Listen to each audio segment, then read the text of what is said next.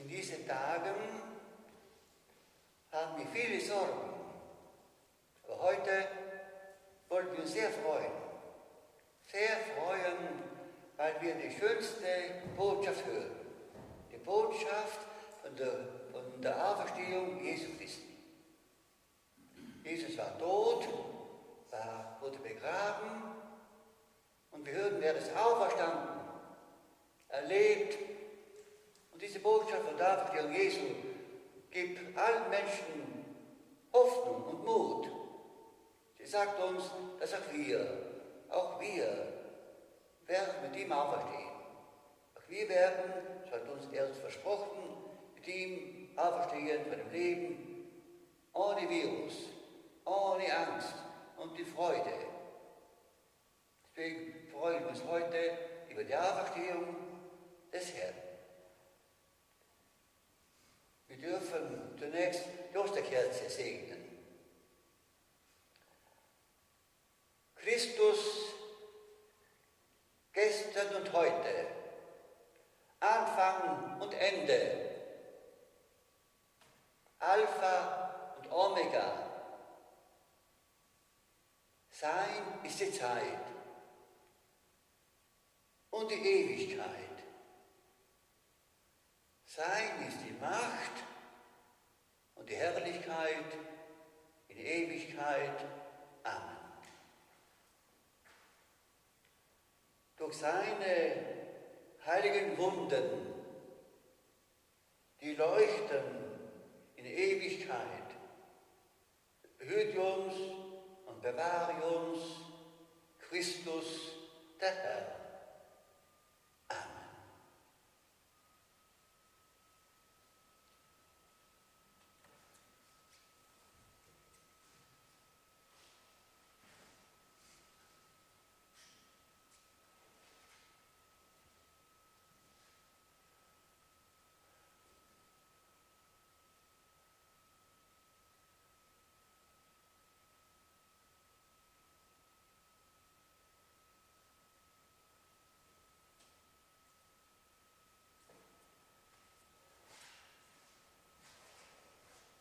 Christus ist glorreich auferstanden vom Tod.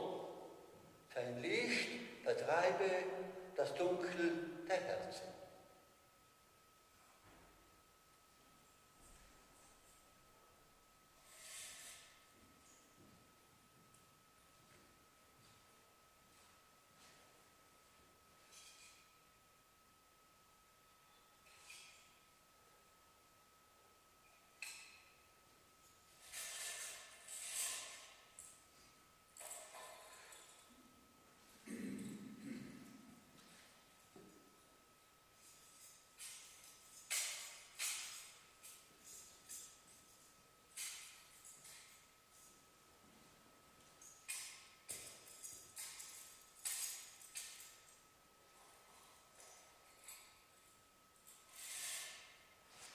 Die Osterkerze ist das Symbol für den Auferstandenen, Herrn Jesus Christus. In dieser Kerze ehren wir Jesus Christus.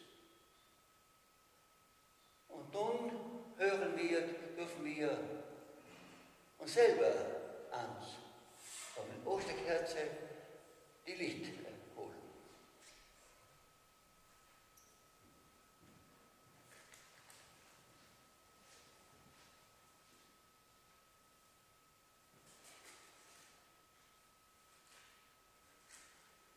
Lumen Christi, Deo gratias.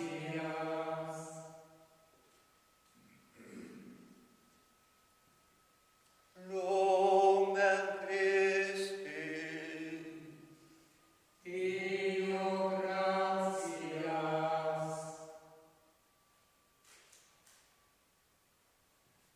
Lumen Christi.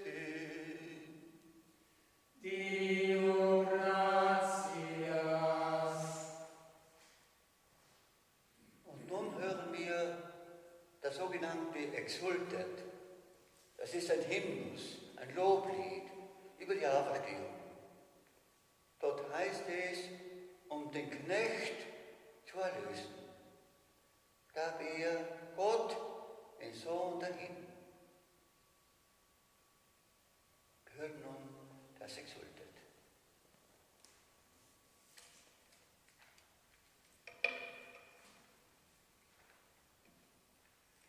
Frohlocket, ihr Chöre der Engel, frohlocket, ihr himmlischen Scharen, lasset die Posaune erschallen, preiset den Sieger, den erhabenen König. Lob singe, du Erde, überstrahlt vom Glanz aus der Höhe. Licht des großen Königs umleuchtet dich.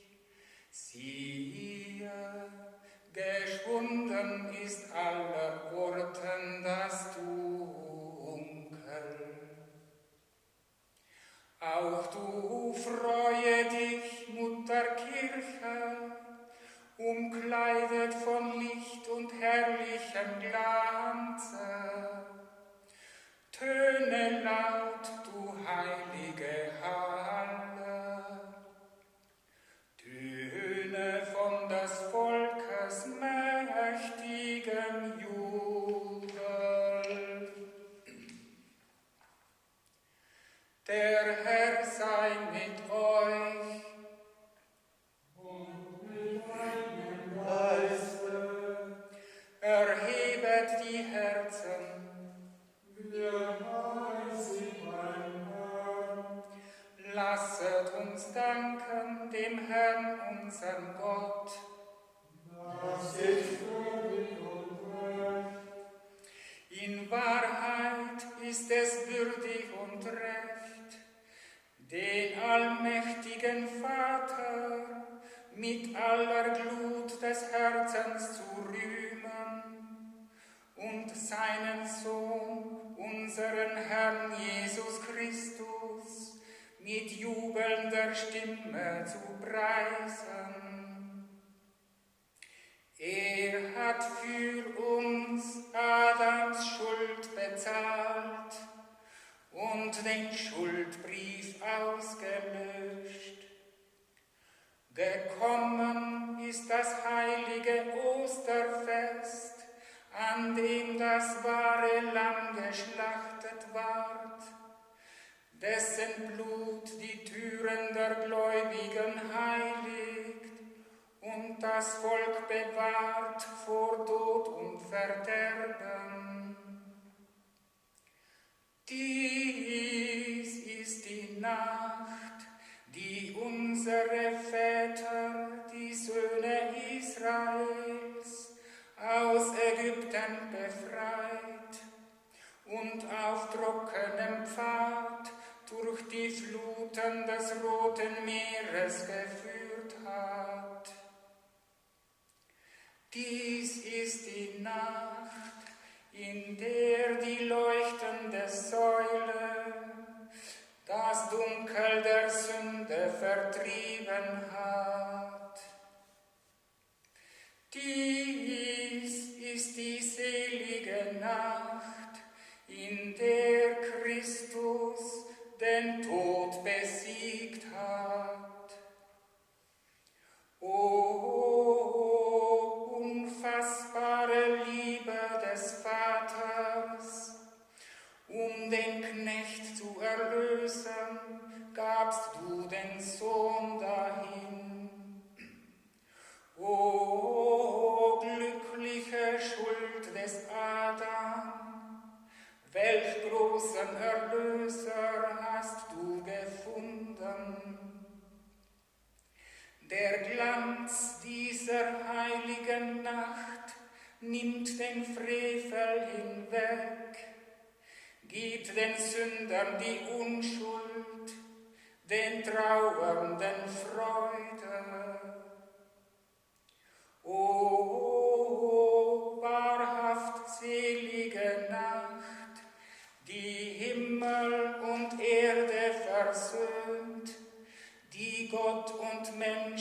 verbindet. In dieser gesegneten Nacht, heiliger Vater, nimm an das Abendopfer unseres Lobes.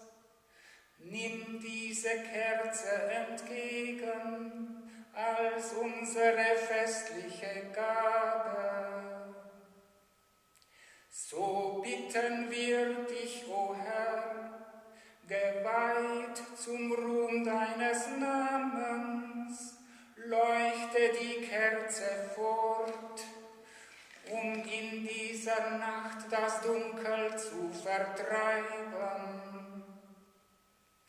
Sie leuchte, bis der Morgenstern erscheint, jener wahre Morgenstern, der in Ewigkeit nicht untergeht. Dein Sohn, unser Herr Jesus Christus, der von den Toten erstand, der den Menschen erstrahlt im österlichen Licht, der mit dir lebt und herrscht in Ewigkeit. Amen.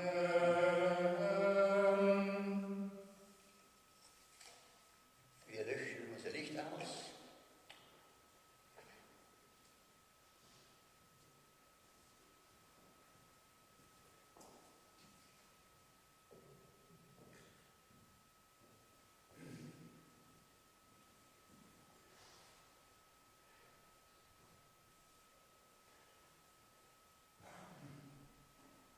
Und jetzt hören wir 3 Lesungen vom Alten Testament. Die erste Lesung von der Erschaffung der Welt. Wie Gott das All, die Welt und uns Menschen erschaffen hat nach seinem Vorbild.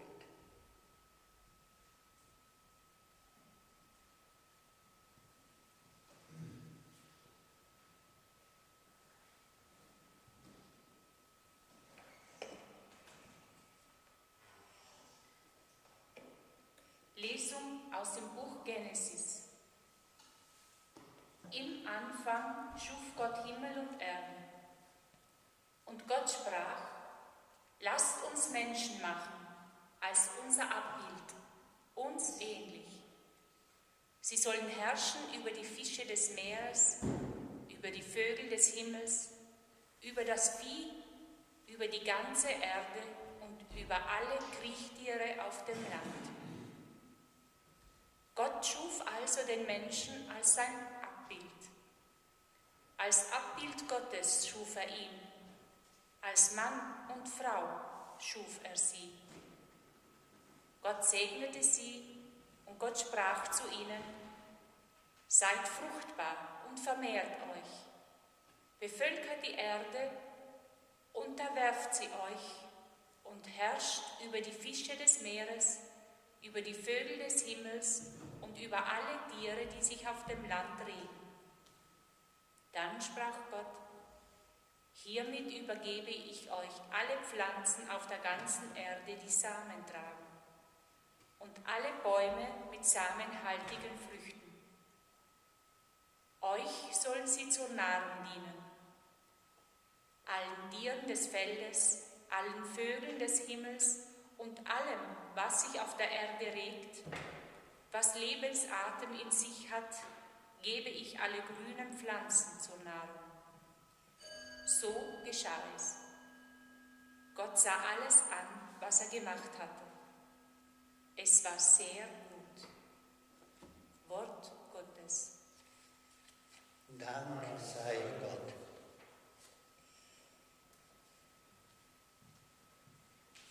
Wir singen Nummer 392. Lobe den Herrn, den mächtigen König der Erde. Lobe ihn, o Seele, vereint sich den himmlischen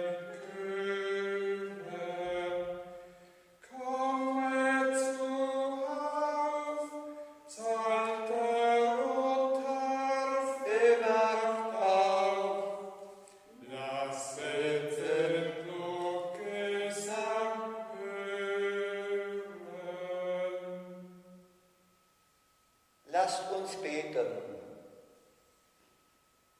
Allmächtiger Gott, du bist wunderbar in allem, was du tust.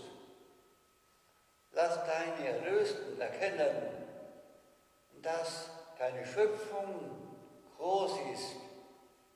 Doch größer noch das Werk der Erlösung, die du uns in der Fülle deiner Zeit geschenkt hast, durch den Tod des Osterlammes, unseres Herrn Jesus Christus, der mit dir lebt und herrscht in alle Ewigkeit. Amen. Wir hören nun die zweite Lesung vom Durchzug der Israeliten durch das Rote Meer. Und Gott rettet sie vom Tod. Und uns rettet er durch das Osterlamm, Jesus Christus.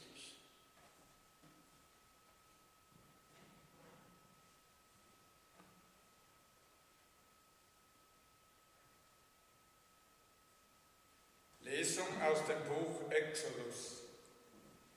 In jenen Tagen, als die Israeliten sahen, dass die Ägypter ihnen nachrückten, erschraken sie sehr und schrien zum Herrn.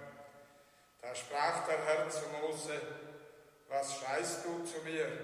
Sag den Israeliten, sie sollen aufbrechen. Und sie hebt einen Stab hoch, streckt eine Hand über das Meer und spaltete es, damit die Israeliten auf trockenem Boden in das Meer hineinziehen können.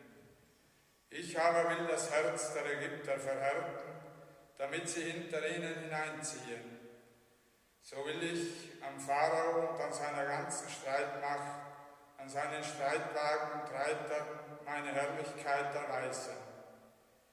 Die Ägypter sollen erkennen, dass ich der Herr bin, wenn ich am Pharao, an seinen Streitwagen und Reitern meine Herrlichkeit erweise.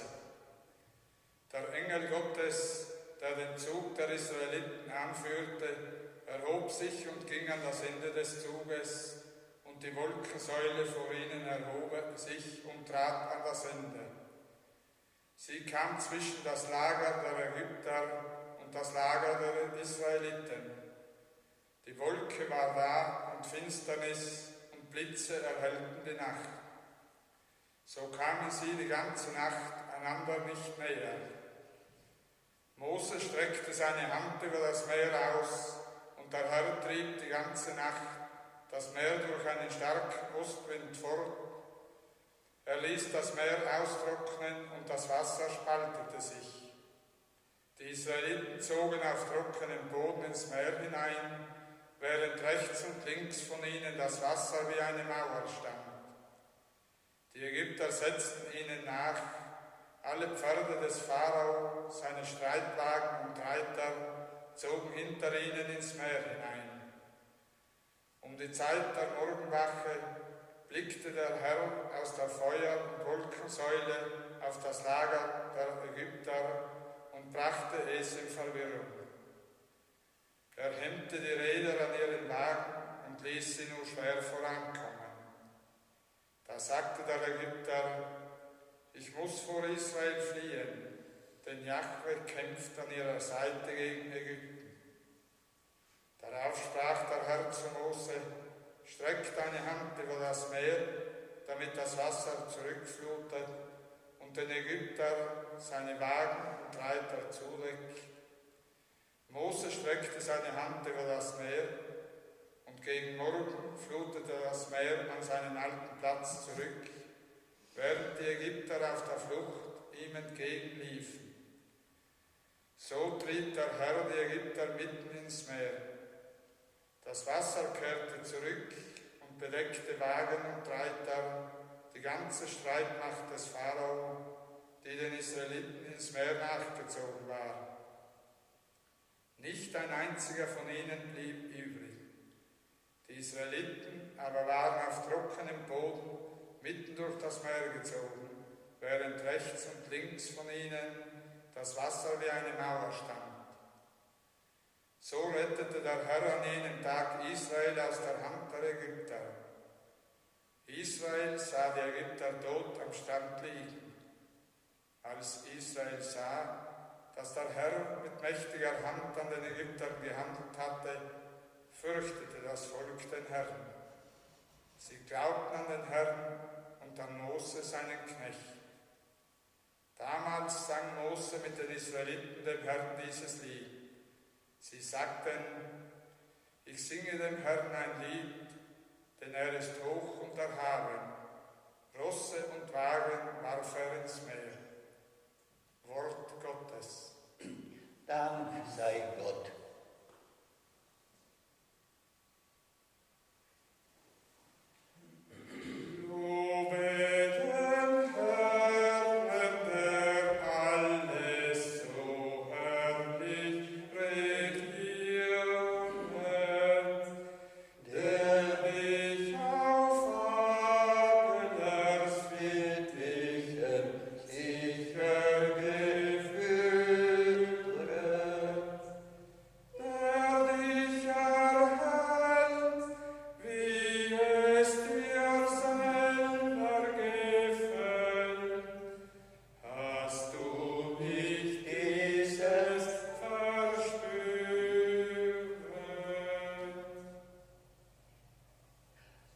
Lasst uns beten. Gott, deine uralten Wunder leuchten noch in unseren Tagen. Was einst dein mächtiger Arm an einem Volk getan hat, das tust du jetzt an allen Völkern. Einst hast du Israel aus der Knechtschaft des Pharao befreit und durch die Fluten des Roten Meeres geführt. Nun aber führst du alle Völker durch das Wasser der Taufe zur Freiheit. Gib, dass alle Menschen Kinder Abrahams werden und zur Würde des auserwählten Volkes gelangen. Darum bitten wir durch Christus, unseren Herrn. Amen. Nun hören wir die dritte Lesung aus dem Buch Jesaja. Dieser sagt, Gott ladet uns ein bei einem großen Mahl. Und alles umsonst, die besten Speisen, die besten Weine. Einwilligen, Ja sagen, wissen wir. Lesung aus dem Buch Jesaja. So spricht der Herr: Auf, ihr Durstigen, kommt alle zum Wasser. Auch wer kein Geld hat, soll kommen. Kauft Getreide und esst. Kommt und kauft ohne Geld. Kauft Wein und Milch ohne Bezahlung. Warum bezahlt ihr mit Geld, was euch nicht nährt? Und mit dem Lohn eurer Mühe, was euch nicht satt macht? Hört auf mich, dann bekommt ihr das Beste zu essen und könnt euch laben an fetten Speisen. Neigt euer Ohr mir zu und kommt zu mir. Hört, dann werdet ihr leben. Ich will einen ewigen Bund mit euch schließen, gemäß der beständigen Huld, die ich David erwies. Seht her, ich habe ihn zum Zeugen für die Völker gemacht, zum Fürsten und Gebieter der Nationen. Völker, die du nicht kennst, wirst du rufen. Völker, die dich nicht kennen, eilen zu dir, um des Herrn, deines Gottes, des heiligen Israels willen, weil er dich herrlich gemacht hat. Sucht den Herrn, solange er sich finden lässt. Ruft ihn an, solange er nahe ist. Der Ruchlose soll seinen Weg verlassen, der Frevler seine Pläne. Er kehre um zum Herrn, damit er Erbarmen hat mit ihm, zu unserem Gott. Denn er ist groß im Verzeihen. Meine Gedanken sind nicht eure Gedanken und eure Wege sind nicht meine Wege. Spruch des Herrn. So hoch der Himmel über der Erde ist, so hoch erhaben sind meine Wege über eure Wege und meine Gedanken über eure Gedanken. Denn wie der Regen und der Schnee vom Himmel fällt und nicht dorthin zurückkehrt, sondern die Erde tränkt und sie zum Keimen und Sprossen bringt, wie er dem Sämann Samen gibt und Brot zum Essen, so ist es auch mit dem Wort, das meinen Mund verlässt. Es kehrt nicht leer zu mir zurück, sondern bewirkt, was ich will, und erreicht all das, wozu ich es ausgesandt habe. Wort Gottes. Dank sei Gott.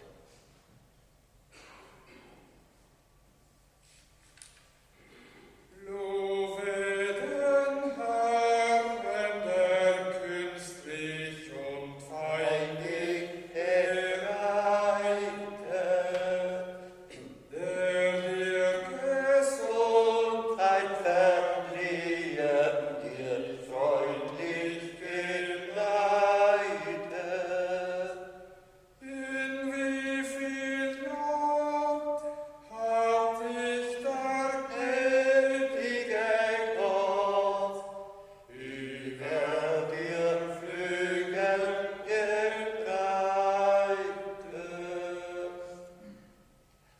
Lasst uns beten. Allmächtiger, ewiger Gott,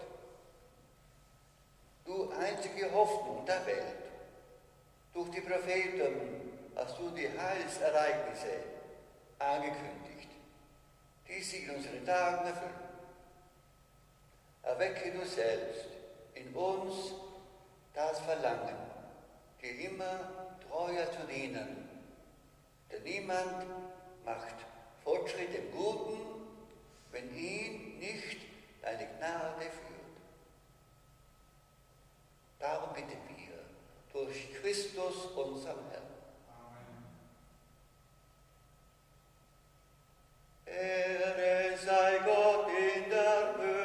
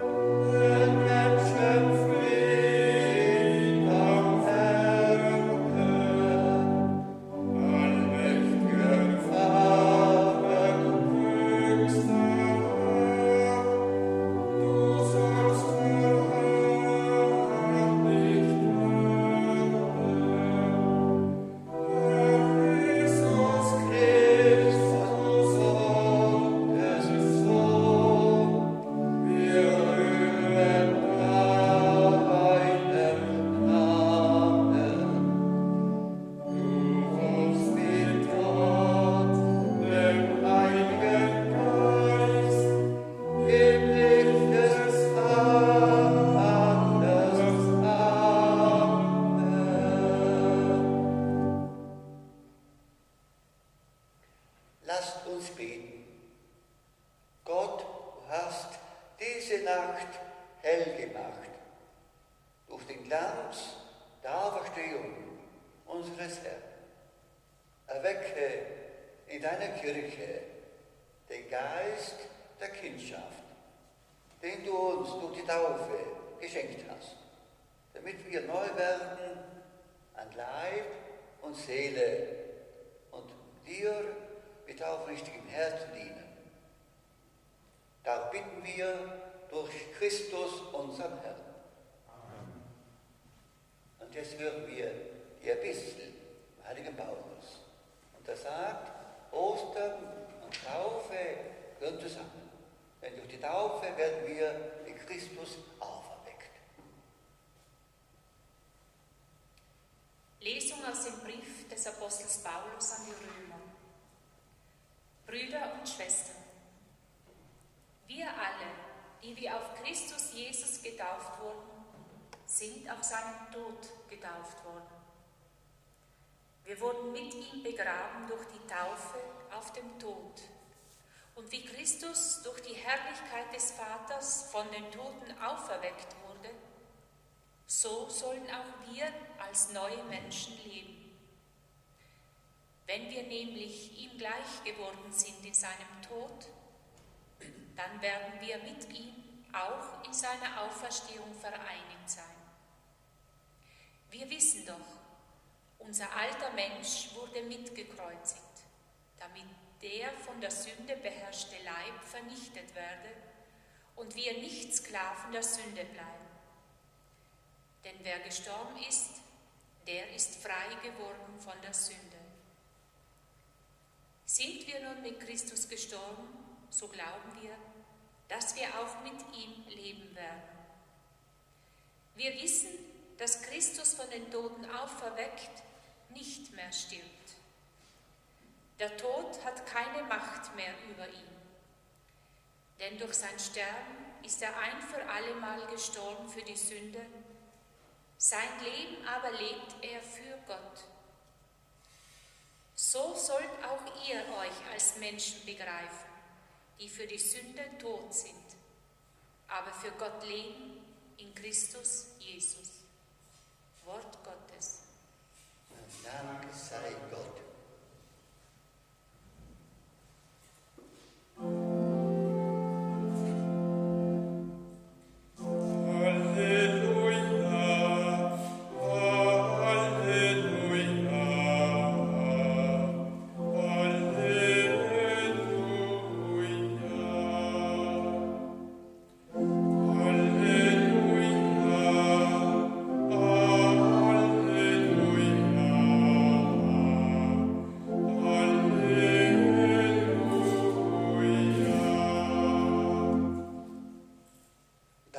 Dem Herrn, denn er ist gütig, denn seine Huld währt ewig. So soll Israel sagen, denn seine Huld währt ewig.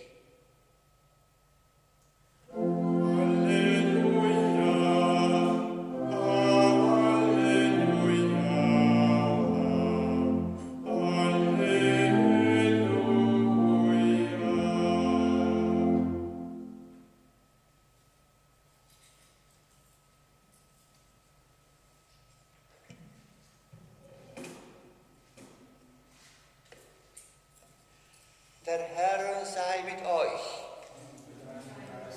Aus dem heiligen Evangelium nach Matthäus.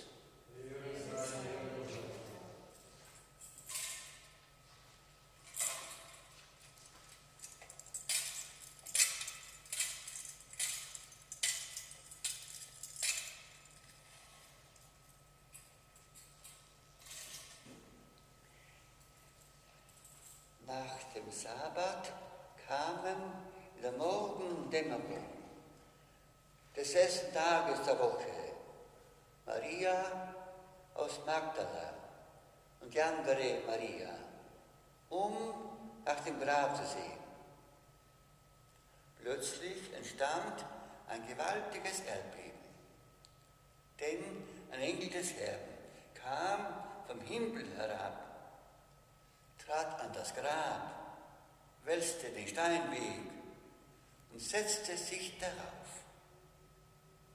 Seine Gestalt leuchtete wie ein Blitz und sein Gewand war weiß wie Schnee.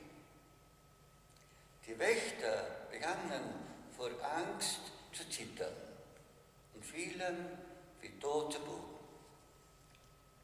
Der Engel aber sagte zu den Frauen: Fürchtet euch nicht. Ich weiß, ihr sucht Jesus, den Gekreuzigten.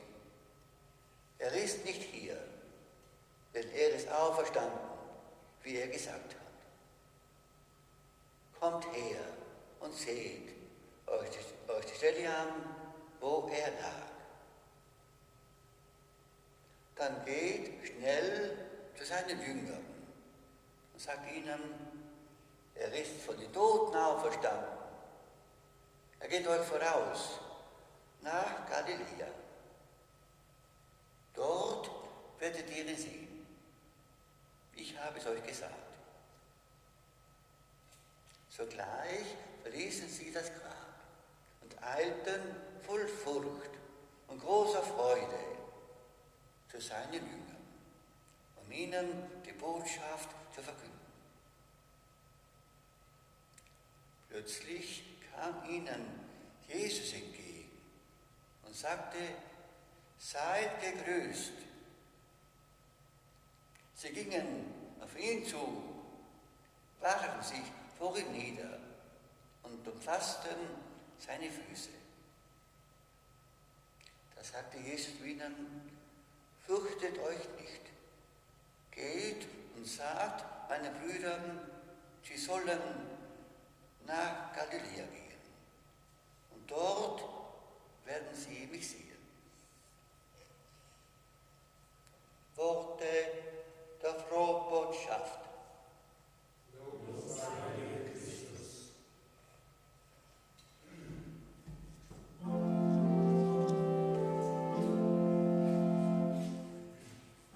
Christus siege, Christus König, Christus in Ewigkeit.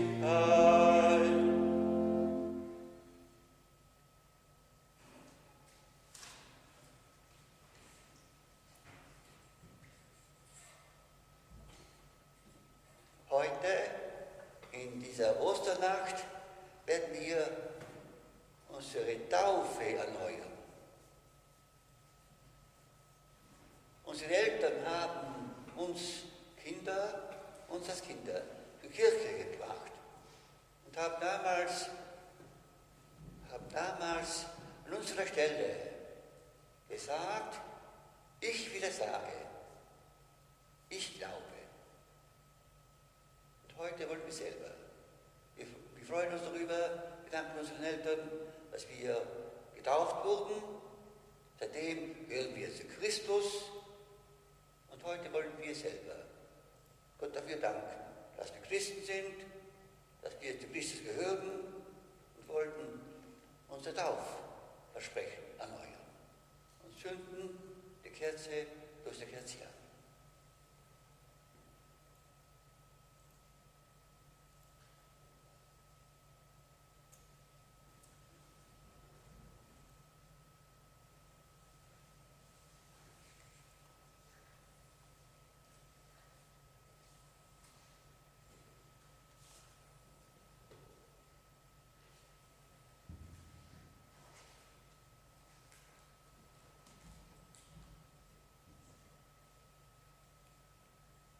Ich darf euch nun sagen oder fragen, widersagt ihr dem Satan? Ich widersage. Und all seiner Bosheit Ich widersage. und all seinen Werken? Ich widersage. Glaubt ihr an Gott, den Vater, den Allmächtigen, den Schöpfer des Himmels und der Erde? Ich glaube. Glaubt ihr an Jesus Christus, seinen eingeborenen Sohn, unseren Herrn, der geboren ist von der Jungfrau Maria, der gelitten hat und begraben wurde, von den Toten auferstanden und zu Rechten des Vaters sitzt? Ich glaube. Glaubt ihr an den Heiligen Geist, die heilige katholische Kirche, die Gemeinschaft der Heiligen, die Vergebung der Sünden, die Auferstehung der Toten und das ewige Leben? Ich glaube. Der allmächtige Gott, der Vater unseres Herrn Jesus Christus, hat uns aus dem Wasser, dem Heiligen Geist, neues Leben geschenkt und uns allen alle Sünden vergeben. Er bewahre uns durch seine Gnade in Christus Jesus, unserem Herrn. Amen. Wir dürfen wieder die Kerze auslöschen.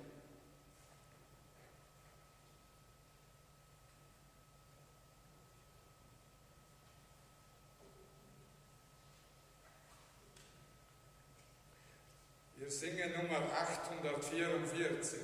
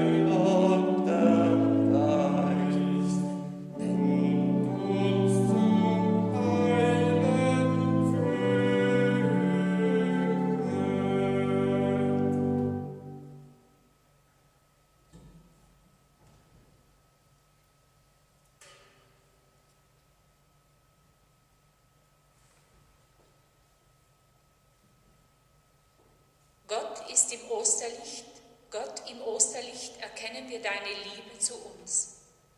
Wir wollen immer wieder für viele das Osterlicht entzünden.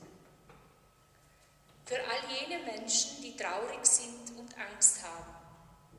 Die Freude der Auferstehung soll ihre Kraftquelle sein.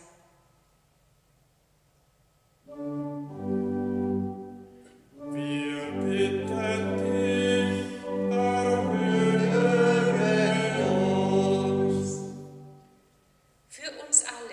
Dass wir zu Hause in den kleinen Dingen die Freude der Auferstehung immer wieder aufs Neue entdecken. Wir bitten dich, erhöre uns. Lass die Freude der Auferstehung unsere Herzen berühren, damit wir andere mit unserer Fröhlichkeit anstecken. Wir bitten dich.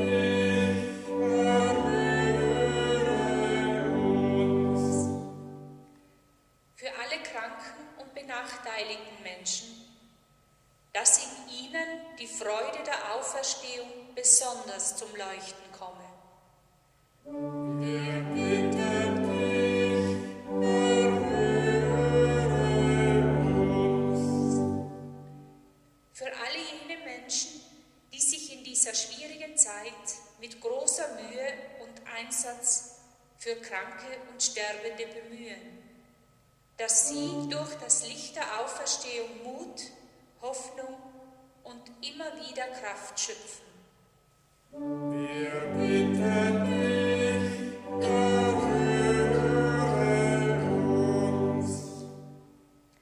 Für alle Verstorbenen, besonders jene, die in den letzten Wochen sterben mussten, dass sie an der Freude der Auferstehung Jesu teilhaben können. Wir bitten dich, erhöre uns. Gott, du bist uns nahe in Jesus, dem Licht der Welt. Er ist die Hoffnung aller Menschen. Begleite uns mit deinem Erbarmen und deiner Nähe, damit auch wir einander zum Licht werden und die Welt durch uns heller wird. Darum bitten wir durch ihn, deinen Christus, unseren Herrn. Amen.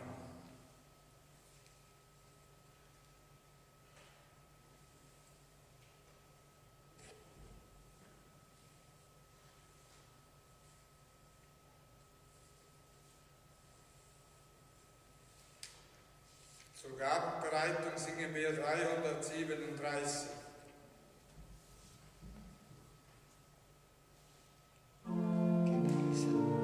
Gepriesen bist du, Herr, unser Gott, Schöpfer der Welt. Du schenkst uns das Brot, die Frucht der Erde und der menschlichen Heilig, erlöste Christen, heilig, freudig und singe, der Heiland ist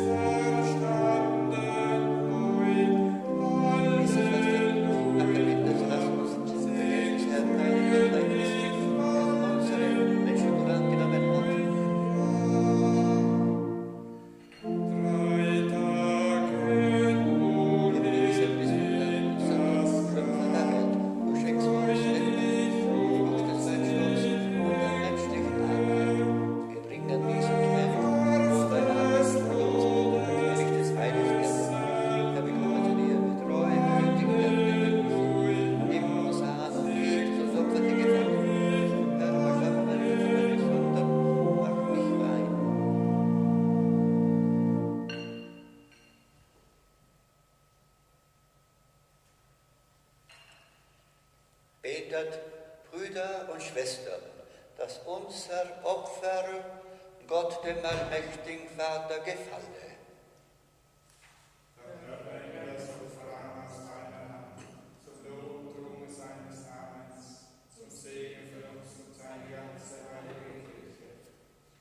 Herr unser Gott, nimm die Gebete und Gaben deines Volkes an und gib, dass diese Feier, die im Opfer des verlosten Lammes ihren Ursprung hat, uns dem ewigen Heil führt. Darum bitten wir durch Christus, unseren Herrn. Der Herr sei mit euch. Und mit deinem Geiste. Erhebet die Herzen. Wir haben sie beim Herrn. Lasset uns danken dem Herrn, unserem Gott. Das ist würdig und recht. In Wahrheit ist es würdig und recht, dir, Vater, immer und überall zu danken, diese Nacht aber aufs Höchste zu feiern, da unser Osterlamm geopfert ist, Jesus Christus. Denn er ist das wahre Lamm, das die Sünde der Welt hinwegnimmt. Durch seinen Tod hat er unseren Tod vernichtet, durch seine Auferstehung das Leben neu geschaffen. Darum jubelt in dieser Nacht der ganze Erdkreis in österlicher Freude. Und darum preisen dich die himmlischen Mächte, die Chöre der Engel und singen das Lob deiner Herrlichkeit. 380, Nummer 2, zweite Strophe.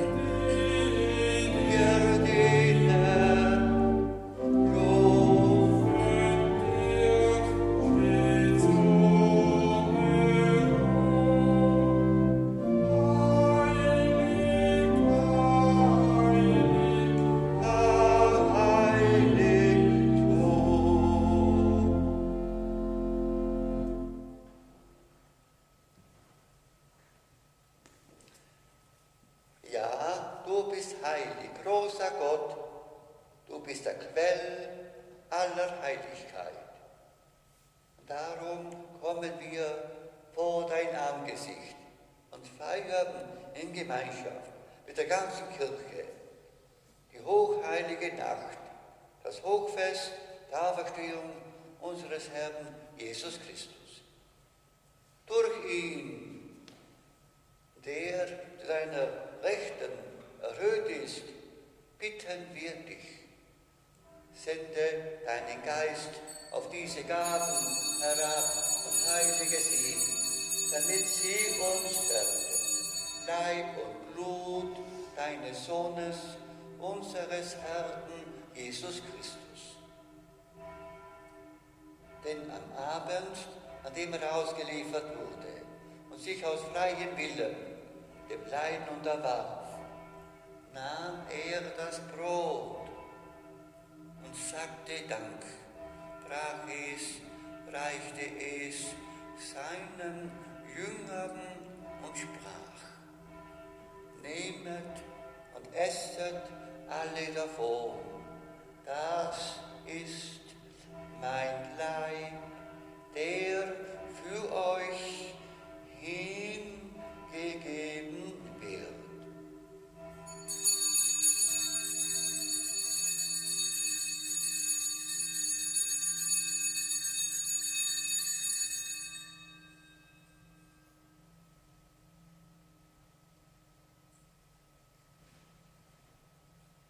Ebenso nahm er nach dem Mahl den Kelch, dankte wiederum, reichte ihn seinen Jüngern und sprach: Nehmet und trinket alle daraus.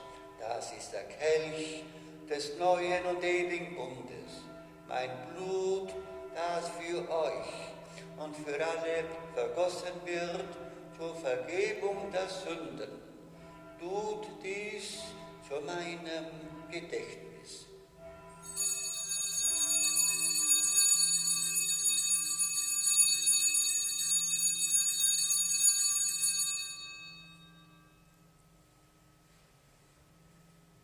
Geheimnis des Glaubens.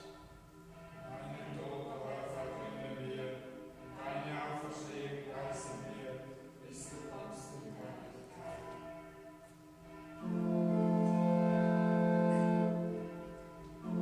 Christus ist vom Tod erstanden, kommt, lasset uns anbeten. Christus ist vom Tod erstanden, kommt, lasset uns anbeten. Und darum, gütiger Vater, feiern wir das Gedächtnis des Todes und der Auferstehung deines Sohnes und bringen dir so das Brot des Lebens und den Kelch des Heiles dar. Wir danken dir, dass du uns berufen hast, vor dir zu stehen und dir zu dienen. Wir bitten dich, schenk uns Anteil an Christi Leib und Blut und lass uns eins werden durch den Heiligen Geist. Gedenke deiner Kirche auf der ganzen Erde und vollende dein Volk in der Liebe, vereint mit unserem Papst Franziskus, unserem Bischof Ivo und allen Bischöfen, unseren Priestern und Diakonen und mit allen, die zum Dienst in der Kirche bestellt sind.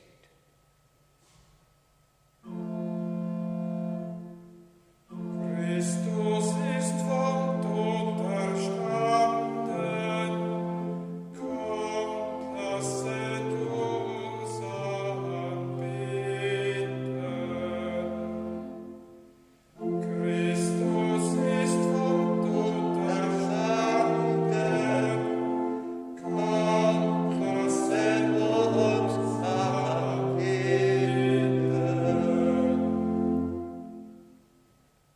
Gedenke unserer Brüder und Schwestern, die entschlafen sind, in der Hoffnung, dass sie auferstehen.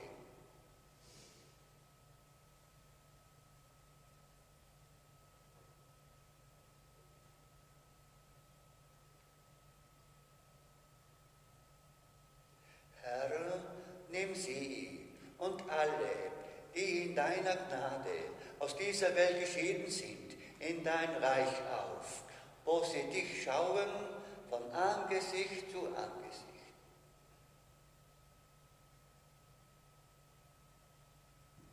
Vater, erbarme dich über uns alle, damit wir das ewige Leben erlangen, in der Gemeinschaft mit der seligen Jungfrau und Gottes Mutter Maria, dem heiligen Josef, dem heiligen Thomas, dem heiligen Martin und mit allen, die bei dir Gnade gefunden haben, von Anbeginn der Welt, dass wir dich loben und preisen durch deinen Sohn, Jesus Christus. Und durch ihn und mit ihm und in ihm ist dir, Gott, allmächtiger Vater, in der Einheit des Heiligen Geistes, alle Herrlichkeit und Ehre, jetzt und in Ewigkeit.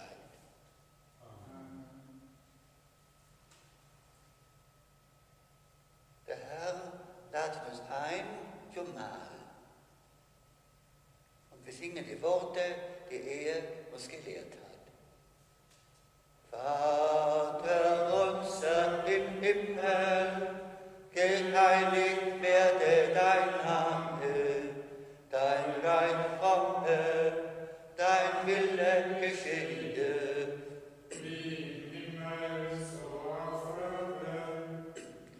Unser tägliches Brot gib uns heute und vergib uns unsere Schuld, wie auch wir vergeben unseren Schuldigern.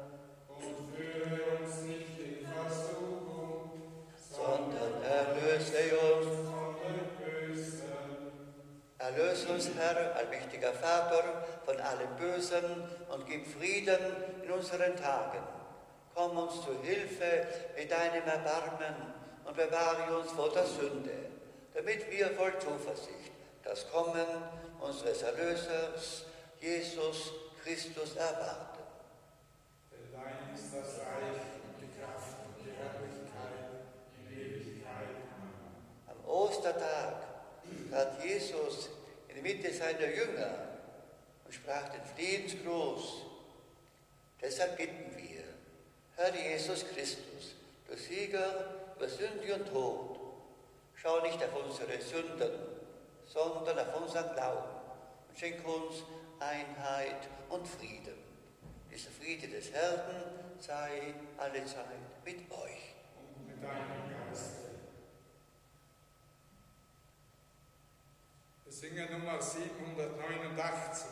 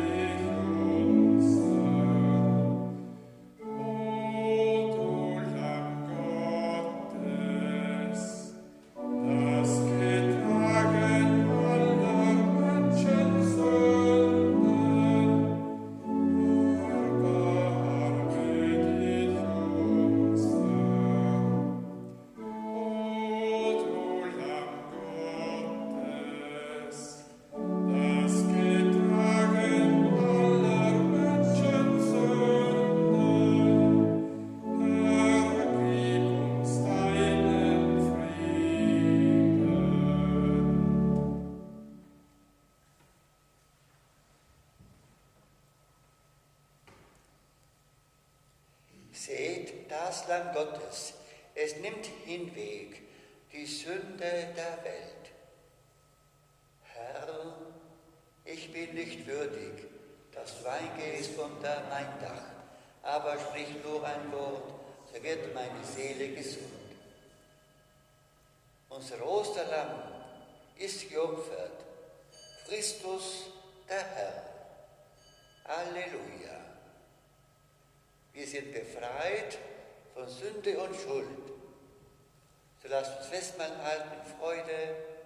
Halleluja.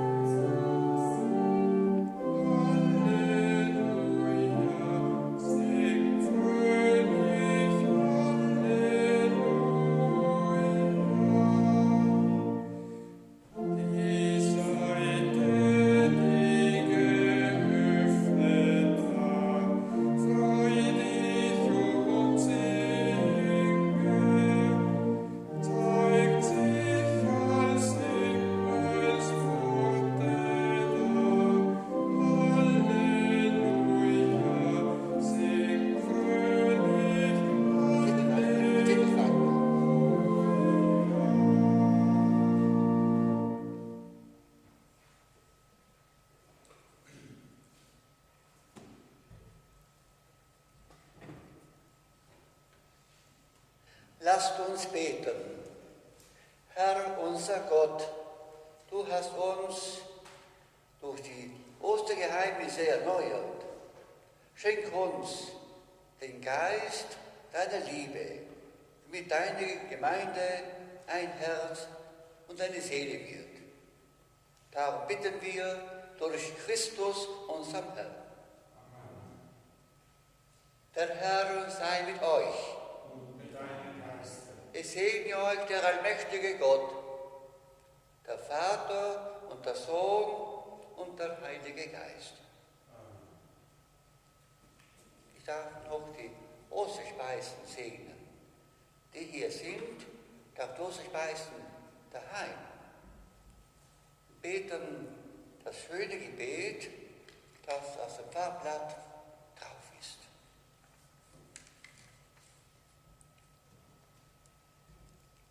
So lasst uns den Segen Gottes für uns und unsere Osterspeisen erbitten, in denen sich Gottes Botschaft verbirgt und durch die gemeinsame Feier für uns neu enthüllt. Gott des Lebens, segne das Osterfleisch, damit es uns zum Zeichen werde für das wahre Osterland, für Jesus Christus. Er hat uns mit Gott verbunden und uns seinen Frieden geschenkt. Wir loben dich. Gott des Lebens, segne das Osterbrot, damit es uns zum Zeichen werde für ein verwandeltes Leben in Jesus Christus. Er ist das Weizenkorn, das in die Erde gelegt worden ist, um für uns reiche Frucht zu bringen. Er schenkt uns seine Kraft, mit der wir unser Leben in seinem Geist gestalten. Wir loben dich. Gott des Lebens, segne die Ostereier und alle anderen Speisen, damit sie uns zum Zeichen werden für die Sprengkraft der Auferstehung Jesu Christi. Er hat das Felsengrab gesprengt, damit auch wir weit machen und verändern, was uns einengt und niederdrückt. Christus, der Auferstandene, befreit uns, damit wir der Freiheit der Kinder Gottes leben. Wir loben dich. So bitten wir den Segen Gottes für die Speisen hier und daheim. So segne diese Speisen unser Gott, der Vater und der Sohn und der Heilige Geist.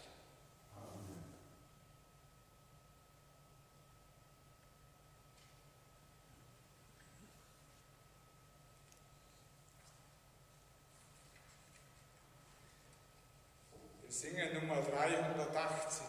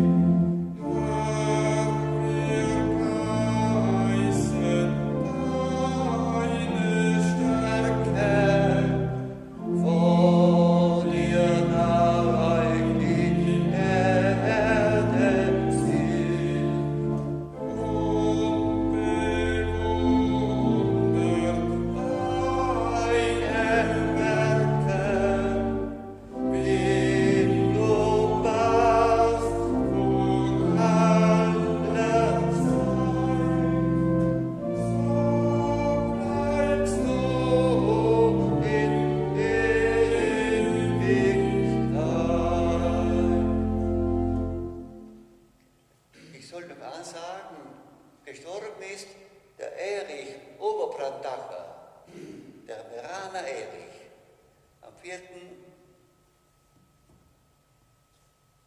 April. Und bitten, Herr, gib ihm die ewige Ruhe. Vater unser im Himmel, geheiligt werde dein Name, dein Reich komme, dein Wille geschehe, wie im Himmel so auf Erden. Unser tägliches Brot gib uns heute und vergib uns unsere Schuld, wie auch wir vergeben unseren Schuldigern. Und führe uns nicht in Versuchung, sondern erlöse uns von dem Bösen. Gegrüßet seist du, Maria, voller Gnade, der Herr ist mit dir. Du bist gebenedeit unter den Frauen und gebenedeit ist die Frucht deines Leibes, Jesus.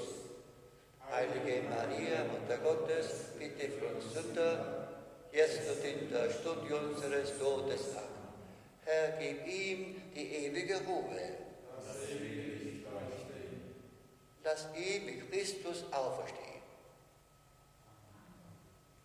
Im Auftrag des Bürgermeisters soll ich noch ansagen, dass Jagdwege um Lebensmittelgutscheine für bedürftige Personen ab Mittwoch, den 14. April, in die Gemeinde Weitental gestellt werden können.